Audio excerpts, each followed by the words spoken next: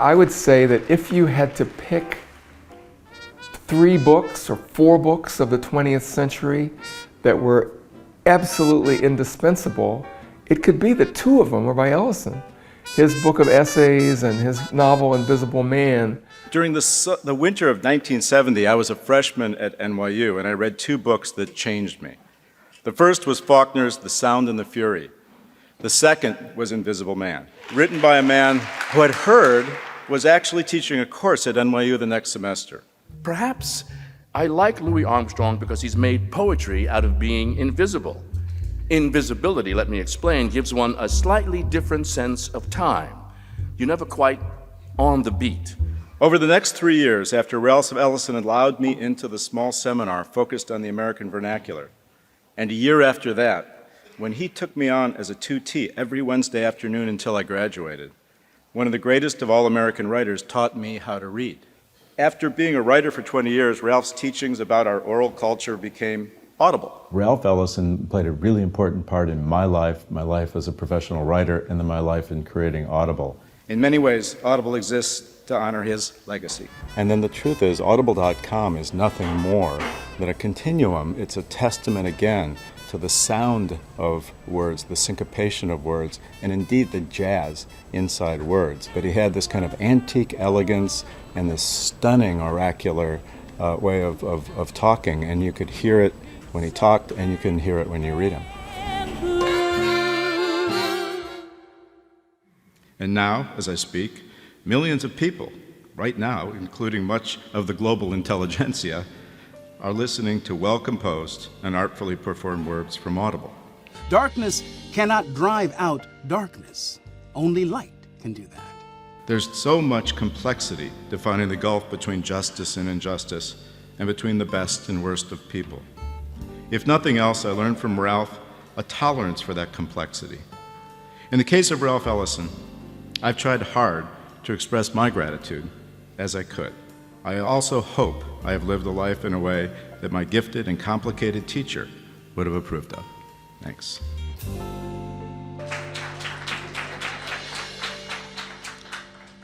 And so again, I'm Alan McFarland, Associate Dean of Students. I'm also, my pronouns are he and him. I'm a class of 89, 92, and 97. I know not everyone wants to tell their numbers. I will tell mine. I get it.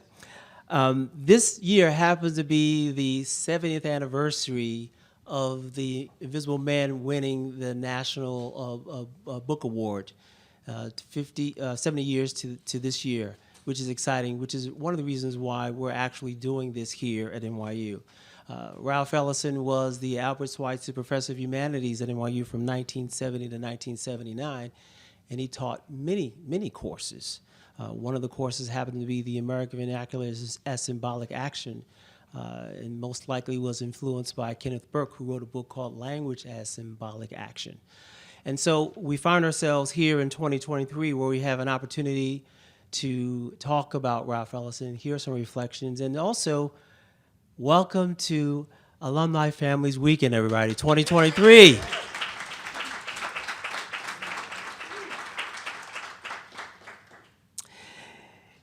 "50 years ago, Ralph Ellison made an address at Bank Street College. And in that address, there's an essay in the collection of essays by John F. Callahan, where the title of the essay is "What These Children Are Like." And in that essay, there's the quote that we will find in the programs that reads, "Education is all a matter of building bridges." And given our times, what we're all facing and dealing with in these moments, education is that bridge builder. But you know what was so interesting? The sentence before the quote. And the sentence before the quote is, "What do they have that you can approach and build a bridge upon?" And as I reflect on the time today, I ask myself the following question, everybody. What do I have that others can approach and build a bridge upon as we're thinking about engagement?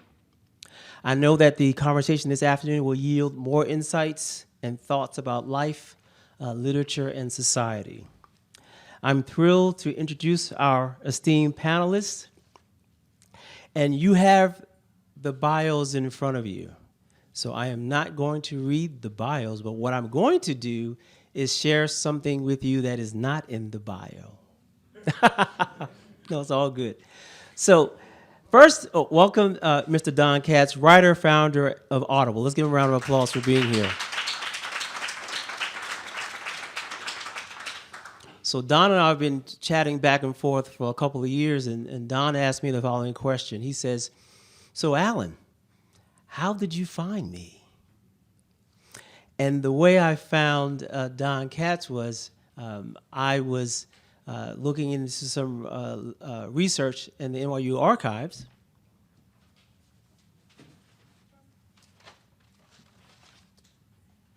Because I am an Ellisonian. That is actually a thing. And I encourage you all to join the Ralph Ellison Society as a sidebar. So Don asked me, so how did you find me? So after doing my research in the NYU archives, I'm looking at the class list. And I'm reading all the names. And I see this name, and I just go back to my office and wait a couple of days. And a few days later, I look at the name, and I say, ah, and I look it up. And the next thing you know, I'm reaching out to Don Katz, and he says, yes, I will come. And so what I have in front of me is the spring class list from 1972. The names of the other students has been redacted for privacy. But at the bottom it says, Donald Katz, sophomore, major, English. Literature courses, Introduction to Literature, Ellison, Hemingway, Faulkner, Bullins, Baldwin, Shakespeare, etc., Shakespeare Colloquium. And then the last line, it says, wants to write.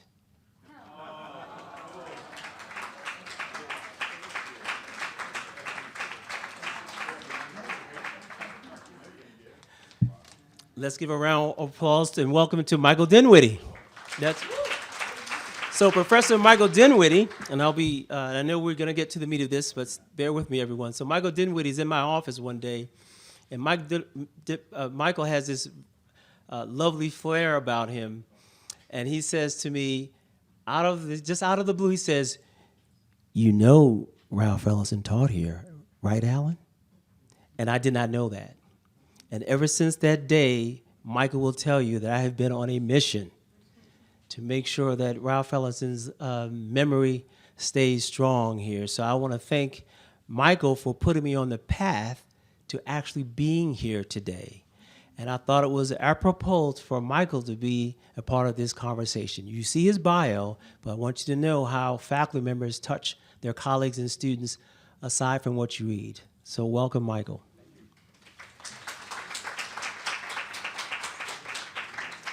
And so finally, I have to thank some folks really quickly. As you know how this is, you cannot do this alone. A special thanks to NYU Art, Pamela Jean Tennant. She's here. She's actually one of the curators that helped put the photographs, if you all have a chance to see the photographs from Ralph Ellison's book, Photography. They're in the Kimmel windows. Please take a look at them. They will blow you away. Thank you, Pamela Jean. Also thanking NYU Steinhardt, the NYU Office of the Dean of Students, which is where I work. They actually gave me a Global Inclusion, Diversity, Belonging, and Access Innovation grant to make this happen.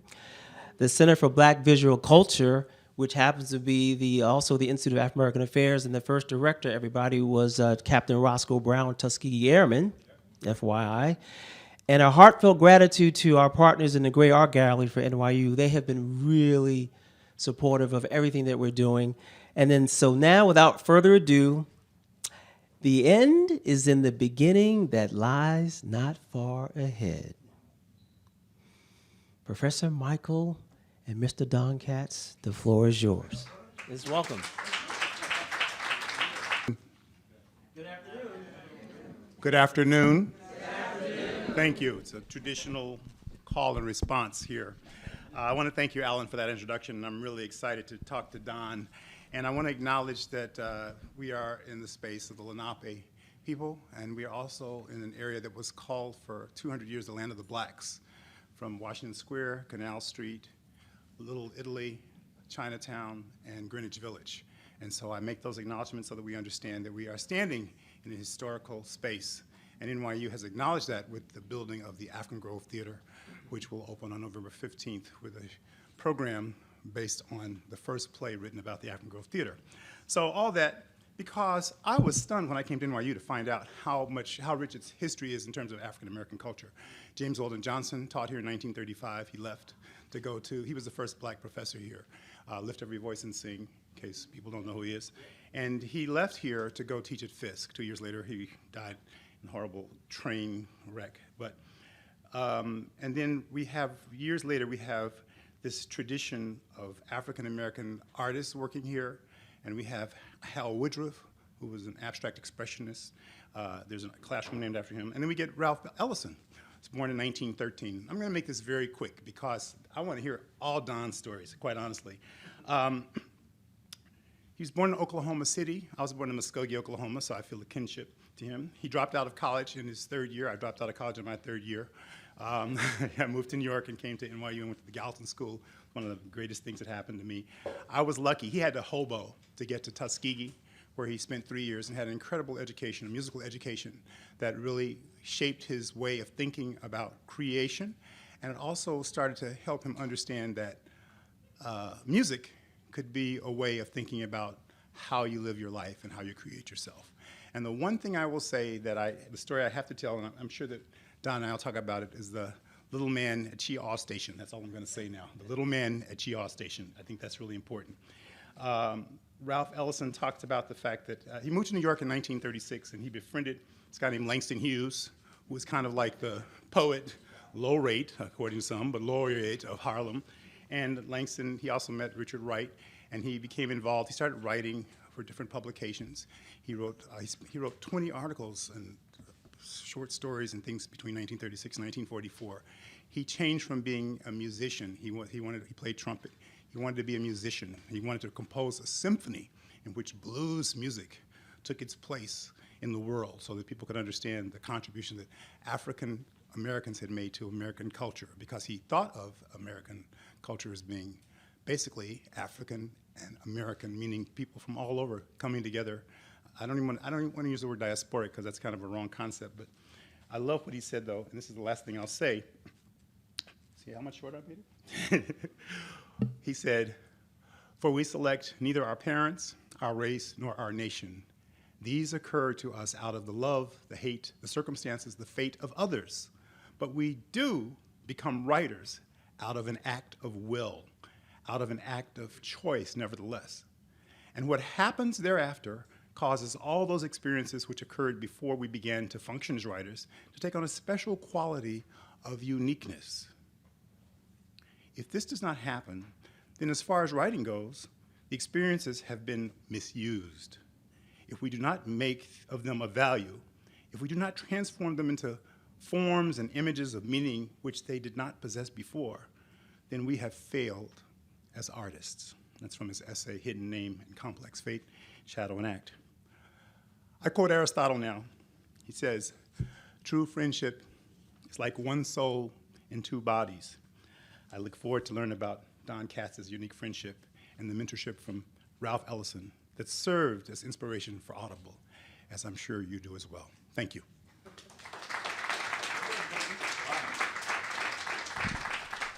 Should I use this? Okay. This is just, it's wonderful to be here. Thank you. Thank you, Michael. Thank you, Alan. So I want to give a little context on the sizzle reel. It was a little fracture, just if it didn't come through, that I've been looking for ways to honor this amazing man who kind of took me under his wing for many years. And one of them that came to me, and it came to life in 2016, was to put together a show called Jazz in the Key of Ellison. And it was with Wynton Marsalis was very involved with it. Bob O'Mealy, who Michael knows as well, who was the Columbia professor and professor of African diaspora studies there, and others. And then Joe Joe Morton, and it was an amazing evening, and incredible jazz singers were there, Patty Austin and others, and it went on the road, and it was actually a spoken word plus jazz plus visuals from, in this case, Bob O'Mealy's amazing collection of photographs, and it was really quite great, and even Downbeat magazine, if you know jazz, they don't like anything. They thought it was a great show. And when I introduced it a couple times, including my hometown of Chicago at Symphony Hall, and I often ended my remarks by just saying, don't let anybody ever tell you that a great professor and a great teacher can't change the course or character of a life, because he certainly did for me. So I went off, and for 20 years before I started Audible, I was a writer, partly coming from a world in Chicago where I didn't actually know anyone who was a writer, and I didn't know the parents of any of my friends who were writers, just that way I grew up. But Ralph basically told me that writer is one who writes, and he also made me feel like it was something I could do. He even supported me along the way. It's embarrassing, but he tried to get me one of these fancy British scholarships. He was one of the first guys to recommend MacArthur fellows, and recommended me, which actually his biography takes him to task for, because I wasn't black, and Arnold did that. It was pretty intense about it, but he basically launched me into the sense that I could have the confidence to do this. I think it might be also a reason that my books were really long, because he took 7 years on Invisible Man, and it's really long if you know the book. And I took 6 years of my first one. It's 600 and some pages, and so is Home Fires, which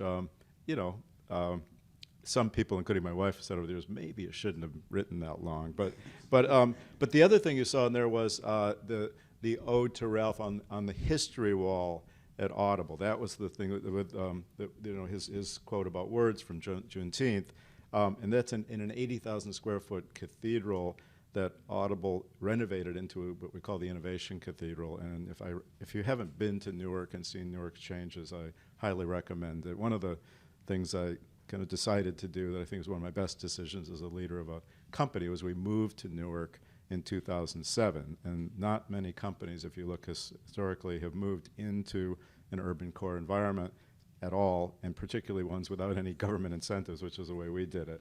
So, and I think it's helped to define the company. But I wanted to take a second, and I'll try to make it brief. Just being here and feeling that the old Hackney things about like it's only yesterday. I literally flashing on still, waking up at the Brittany dorm on 10th Street and walking past the junkies in front of the Albert Hotel, different now, taking a left, and then in the winter, if I'd just taken a shower, the blast of cold air coming off the park up that street, and just coming like with your hair's like frozen when you got to school. But I just have such incredible memories of. I talk often about how NYU was a profound launching pad for me. And the diversity of courses I took, and I just have to say that I was taking philosophy from William Barrett, who wrote Irrational Man, who was the popularizer of existentialism in America, and people like Andre Malraux were there to come teach and talk to me. I read Jane Jacobs in 1971 from an incredible Metropolitan Studies program here. So that's formed a lot of my thinking about urban inequality, my lifelong focus on it, and what Audible's tried to do.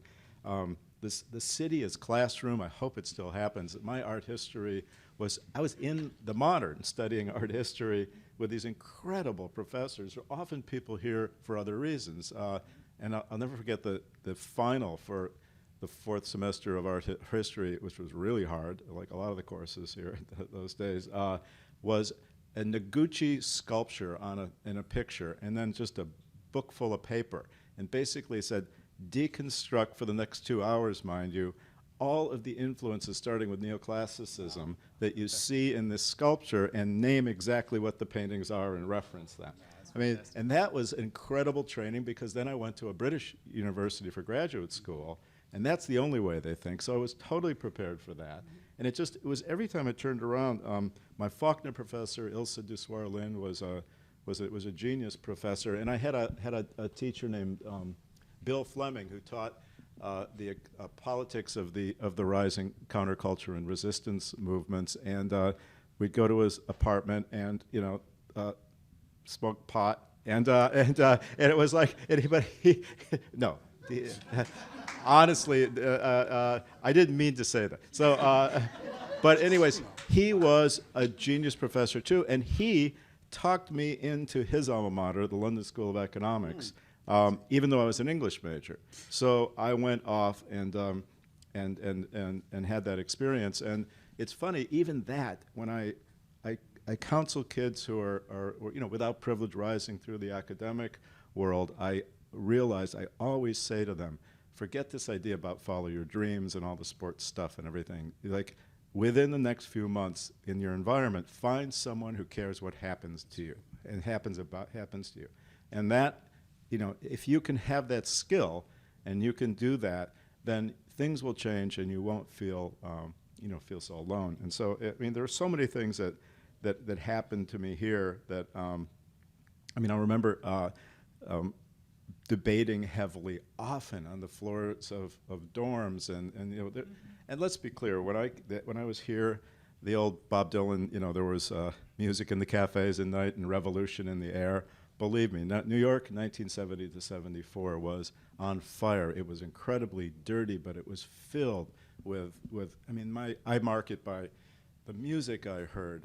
If everyone's heard about the Fillmore East, which closed in my junior year, or we would go to Slugs, the jazz place on 3rd Street. It was just an amazing time to be here. So my sense of there was marked by moving speeches, by marches, by these incredible professors. So anyway, I just think if there's any chance. So what happens in this tech world that I found myself in and became pretty involved with, obviously for 28 years since I started Audible.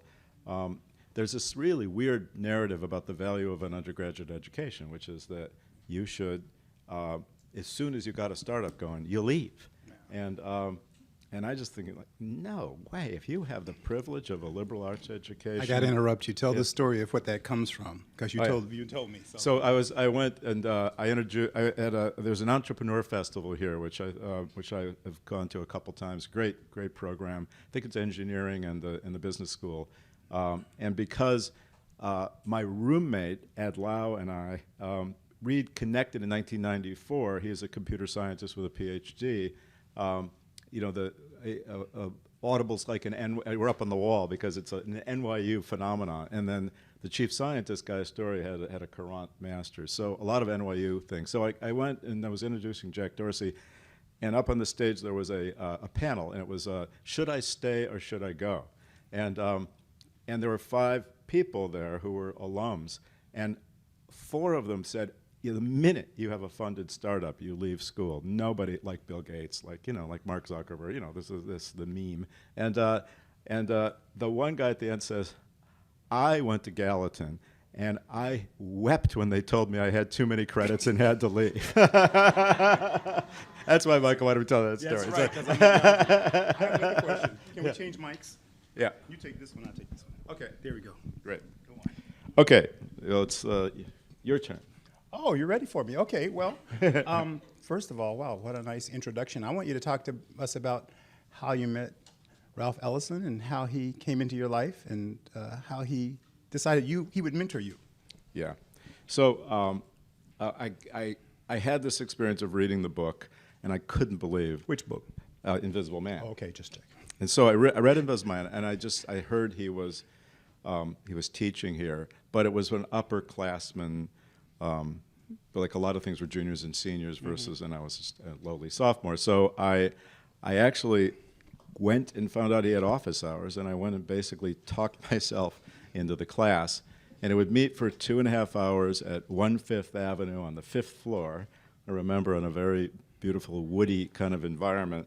And I was so intimidated at the beginning because the reading list was unbelievably intense. And this man was a deep intellectual, and it goes way back to things that we won't go into depth, but basically, because of being from Oklahoma, which this guy knows, there was a teaching tradition there of people who, from Reconstruction onwards, were Northeastern abolitionists and people who were incredibly progressive, who went to be teachers because the territories were filled with the 5 Indian nations were being destroyed and black slaves. So he actually, his background reading was unbelievable even as a kid, going forward. But as Alan said, Kenneth Burke alone, and you would do Hugh Desal Duncan on communications and social order, and Ralph was basically all about that democracy was formed by this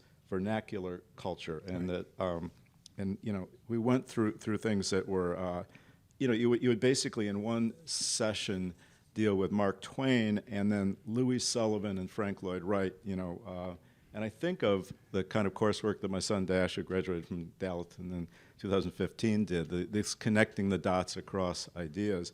But we do Constance Rourke on humor and the concept of scapegoating, and then read Nietzsche on laughter, and so it was one of the things where the syllabus was only 9, 10 books, but every session the references were such that you had to go out and read so much more, and it was really hard and intense. But he had this incredible view on the fact of how culture had occurred, and obviously one of the many things he talked about was how black culture had fundamentally informed the character of the nation, and at that point, I will be honest, there were fellow black students in the room who are almost heckling him, because he at that point in his life was basically teaching. His obsession was how black culture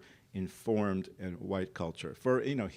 He knew everything about jazz and the blues. He actually said he could hear the laments of slaves when he heard the jazz and the blues, and he was way ahead of his time in what we would now call cultural appropriation about white boy blues out of England being stealing, basically, what actually black people created.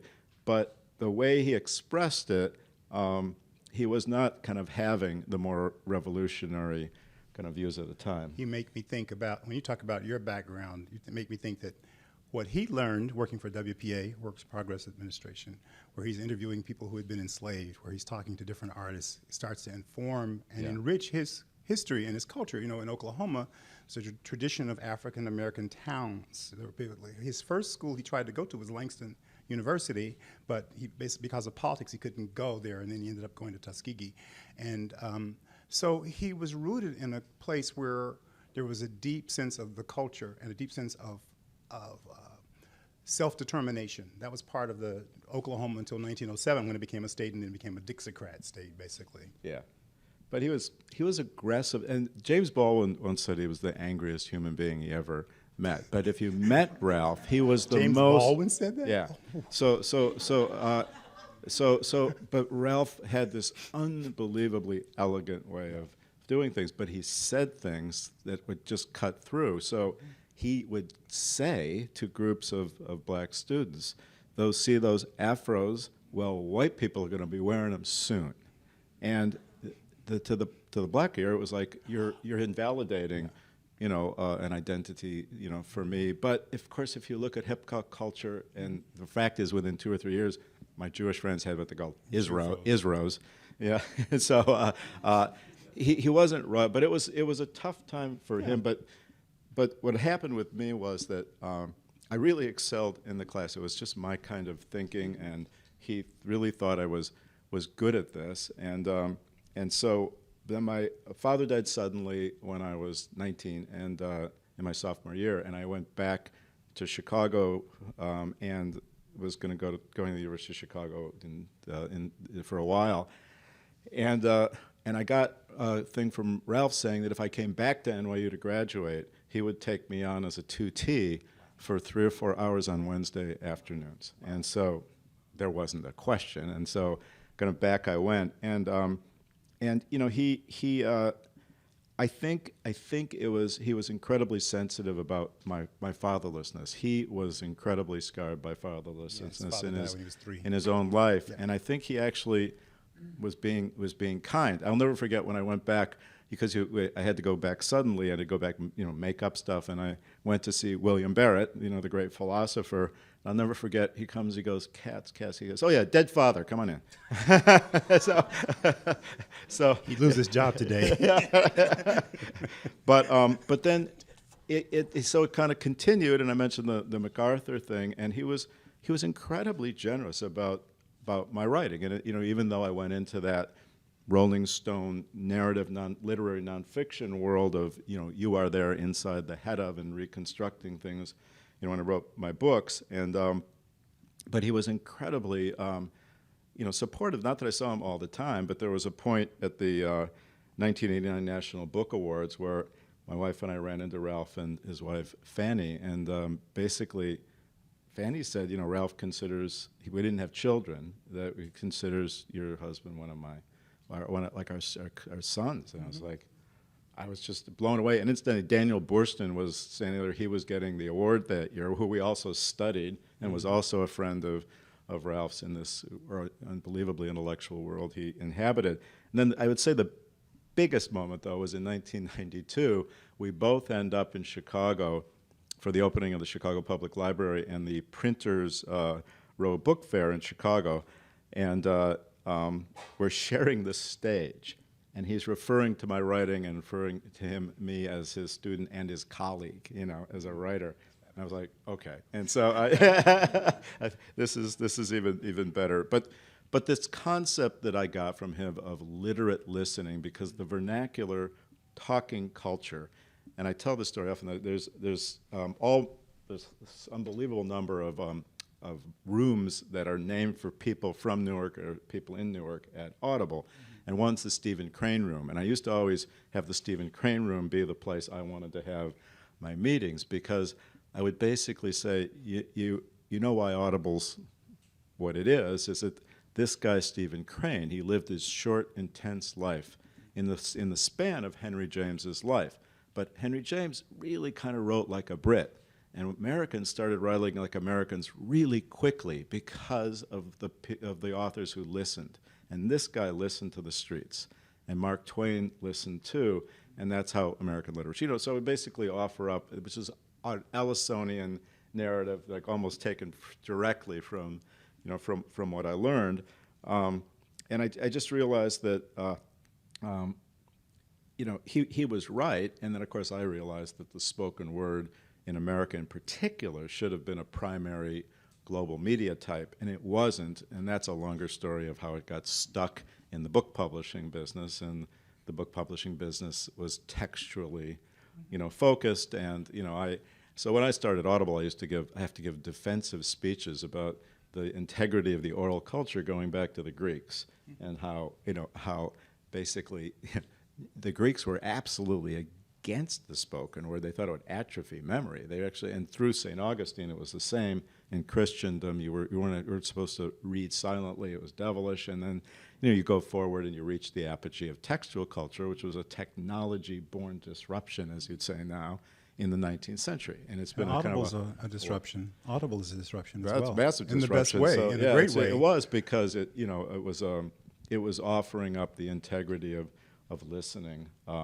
as a way to actually take things in, not just with the words, but almost with the critical vocabulary of theater. So speaking of that, I want to talk to the Cheehaw station. I want you to tell the story of the little man at Cheehaw station, the Ellison story. Well, yeah, you tell okay, it. all right. Well, 'cause that's one of my favorites. That's like the thing that locks on me is that when he was at Tuskegee, he played a trumpet thing, and he played it, and he made some changes in the music. And so the professors were scathing in their comments.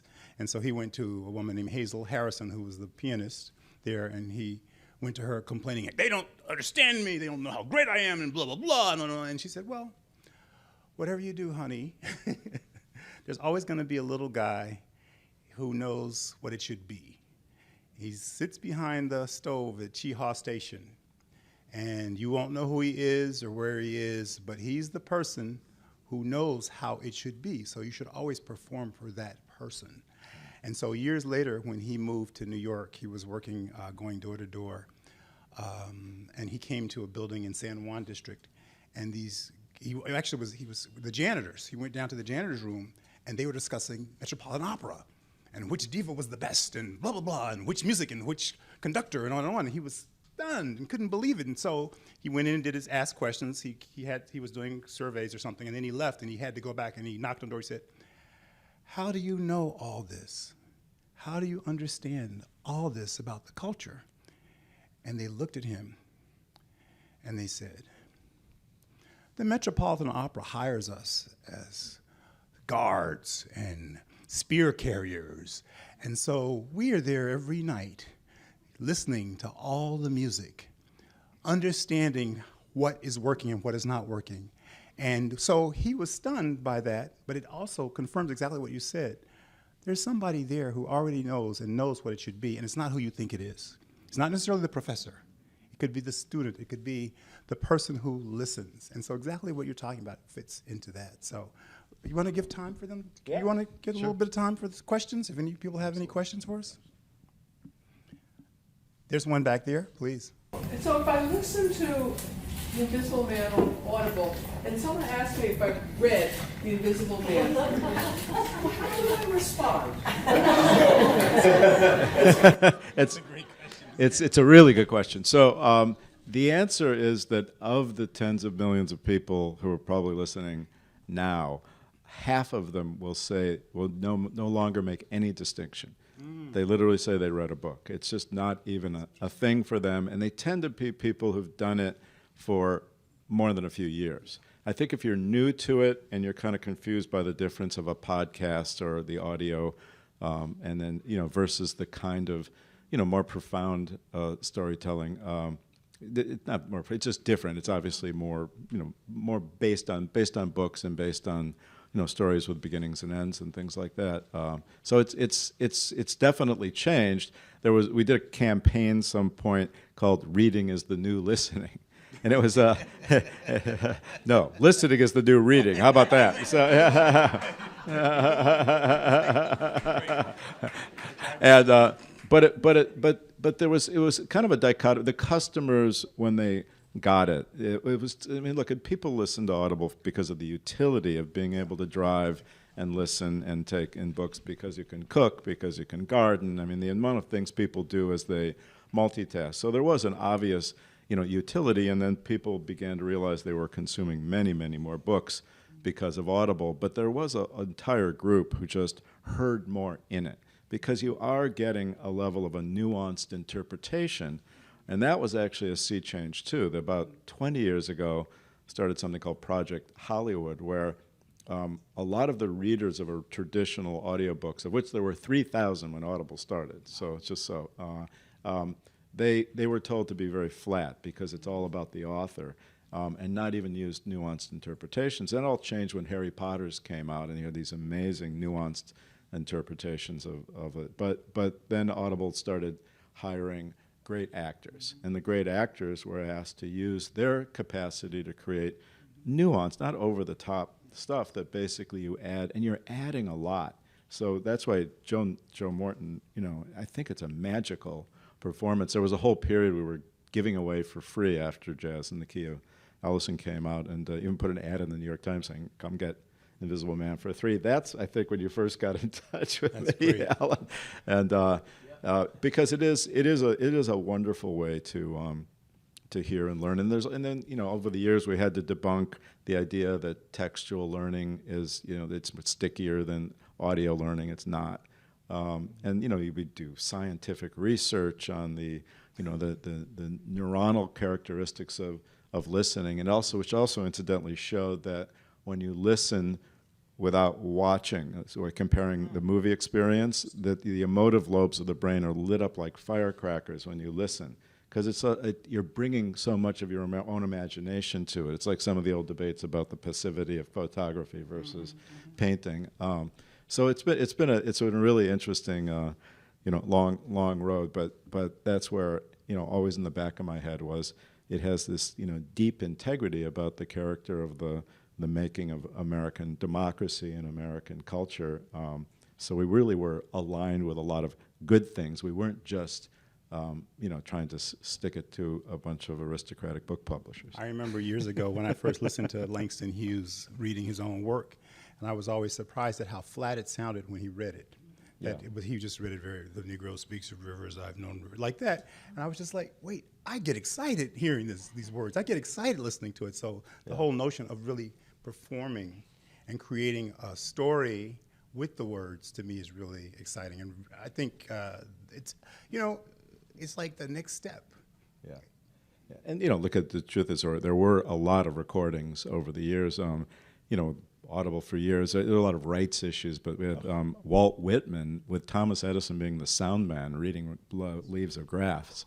So, and you go back to, there were a lot of, older recordings, but I loved Faulkner Faulkner, here I learned Faulkner, and in those days there was a really intense language requirement here. So I took Spanish and I took kind of French, but I remember thinking, because my amazing Shakespeare professor, named Leonard Dean, was a genius Shakespeare, I was learning 4 languages because I was learning Shakespeare, I was learning Faulkner, I was learning French, and I was learning Spanish. And so, and at Delhi, I really suck at both French and Spanish because I should have stayed with one. But question for you. Yeah. So you talk about old recordings you found. What's the one you found that just to you was stunning and amazing? If you can think back to, like, when I heard this, it just really was fantastic. Wait, what did you say, Alan? All right, you said there was a recording of Thomas. Oh yeah, so that it is true that my wife reminds me. So a more modern one that I definitely was E.B. White read Charlotte's Web, and there's a case of a flat Yankee reading that's incredibly imbued with emotion, and that was one of the ways I actually bonded with Steve Jobs, because Steve Jobs had a big part in Audible's of history, because he basically, years after we created the first digital audio player, which was in the Smithsonian and everything, he called me and said he wanted to make his own called the iPod. And so he wanted to. Wait a minute, did you buy in?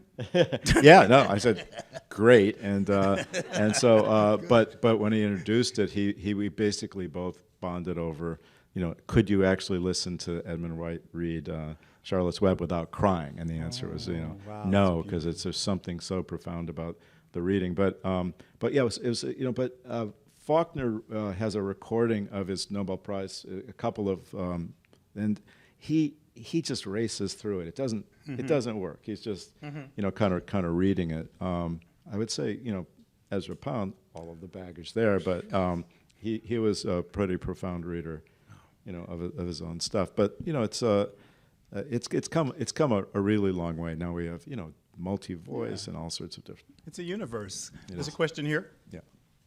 Yeah. Hi, thanks for coming to speak with us. When I was in college, I read Juneteenth, and I remember in my seminar we talked about the controversy around publishing a novel by Ralph Ellison that he himself didn't finish. That was compiled from his notes. So I was wondering what you think. I'm not sure if you've read Juneteenth, but I'm wondering what you think of the question of how much we can attribute what was produced to him versus his editor. Yeah.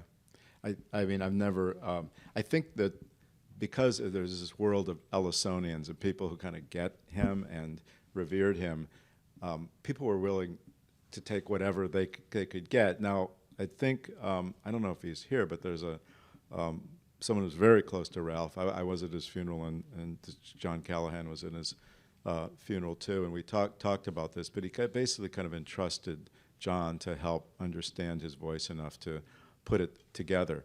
I do know that I was with him at a period of time when something happened with a manuscript that he had completed, and there was a lot of rumors about what happened, but it burned up basically. So he had the tragedy of having a novel that was, I guess, almost done, that was burnt in a fire. But was it an arson? Was it not? I mean, it was always kind of murky. It was murky kind of with me about it. But what I do remember is that a little later, he was very early to get a computer.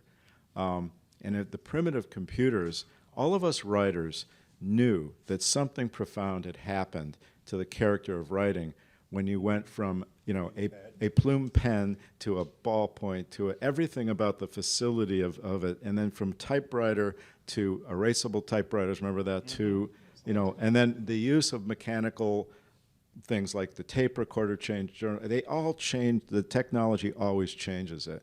And Ralph, I remember saying, he was such an intense, he was so hard on himself that because of the computer, he would rewrite and rewrite and rewrite and rewrite. In the old days, you wouldn't really do that because, you know, you were in the carbons, you know, that basically you would, you know, it was a big deal to have to go back. So you probably took a little more time. So I think he got, you know, kind of stuck on that novel. And I mean, I think I loved it simply because it was his voice. But I'm not enough of a literary scholar to, you know, basically make a comment on whether it shouldn't have happened or it should have. I imagine that if you have incredible success like that in your 20s, it's really, really, I mean, he continued to write, but how are you going to top yourself? What are you going to do next? That's kind of an issue that I think, I mean, you know, you think about that, and just, I mean, Invisible Man becomes something that still we're reading and experiencing. There was a question, a lady here, yes, and then that gentleman, yes. I get so excited about you talking about the third version of a book being its own thing, separate from the readable one. And I think about the whole plethora of really rich literature that exists only in an oral tradition. For example, Native American literature, African literature, even ancient Greek stuff. There's writing that has its own oral tradition that parallels it, perhaps in the Orthodox tradition. So I'm just wondering about, is there an opportunity here to kind of memorialize a rich oral tradition? Yeah, and I think there is a rich tradition of oral history. But one of the things you mentioned that strikes me, our head of international, Susan Jervik, an NYU alum, is here too. When Audible began to globalize, and we're in a lot of countries now, I think we have 27 different people centers around the world. It's really big. But to go into cultures that have different storytelling traditions and often oral storytelling traditions, you can't just go in and just grab their music and put it out like a music service. It was sort of like, how do you actually capture the essence of this service? So one of the great revelations was that Hindi is an almost entirely oral culture phenomena. It is vernacular in every way. The intellectual class doesn't actually buy and read Hindi books. They read, you know, in English. And it was so amazing to go in there and unleash this idea of the profound storytelling of that tradition. So, and you know, if you know, in Japan, obviously, there's less of a formal book culture. There's a manga culture. There's others. So, you know, it's always been it's exciting challenge, but it's often a challenge. And then you go to places like Australia, and I don't know if you know this, but Australia has its own authors. They don't really care about almost any other kind of international authors in English. Their bestseller lists are almost entirely their authors. And there's breakthrough Australian authors who come here that you hear about, like, remember the Thornbirds, yes. Colleen. So, but it's an incredibly, they have absolutely their own voice, their own characteristics. So, you know, so you go in and you do it differently. But I think this idea of, you know, preserving the oral tradition, there is a lot, you know, in government archives and the like, and but you know, I don't know if Audible's going to, you know, take that on, but we have often worked with institutions to help upgrade their tech capacity stuff for, you know, for not letting these things go away. We had time for one more question, sir. Can you elaborate about what you were saying about the Greeks and whether they believed that Britain was better or? Oh yeah, so yeah, Plato, Socrates, all the guys, they basically believed and they actually had an art called mnemonics, which was a way of memorizing and understanding. And you basically had these oral discourses as a teaching method, which, you know, it was the dialogues and the like. And they basically, they knew that things could be written down, but they absolutely were against it. And so because they thought it would atrophy intellectual, you know, agility, it would also, you if you didn't develop your memory and your capacity to, and then of course the great epic poets, they spoke it, you know, and or sung it, and so it's a pretty profound oral tradition. And as I used to study it for these speeches to defend, you know, me, because when I went to do Audible, there were gossip columns in the literary world that I had abandoned a perfectly good writing career, but I'd abandoned text itself. I mean, it's literally, and as if it was some sort of moral crime. So I had to give these speeches, but literally, other than to hide the sacred texts, textual work wasn't actually done. Even, you know, and even in it just didn't really exist. And then people started, except for notations, communications, and things like that, and it went a long way. And then it was literally the, you know, and then handwriting itself had a controversial period where, you know, even the adoption of handwriting in the 15th century had religious reactions against it and other things. So, you know, it's always resistance, and you know, one of the things I always do talk about is Audible, to do things that are kind of ideas that kind of come from nowhere, because most business people talk about solving customer problems, so usually it's a permutation on a theme. The Audible idea kind of came from the blue, which is why one of our people principles is the highest order way to be in business is to invent before they ask. Before, you know, you actually figure stuff out because you connect the dots up here. So I'm always kind of counseling people with more of a business, you know, so I say, well, if you can really come up with the ideas that break through, but they're very, very hard to make work because there's a lot of institutional resistance. You're connecting with Ellison now because you're talking about the notion of improvisation. Right. You're talking about the idea of using what comes out of the universe in a way that hasn't been used before. And I think that's really a perfect place for us to say, thanks so much, man. Thank you. Thank you, Alan. Thanks, Don. Thanks.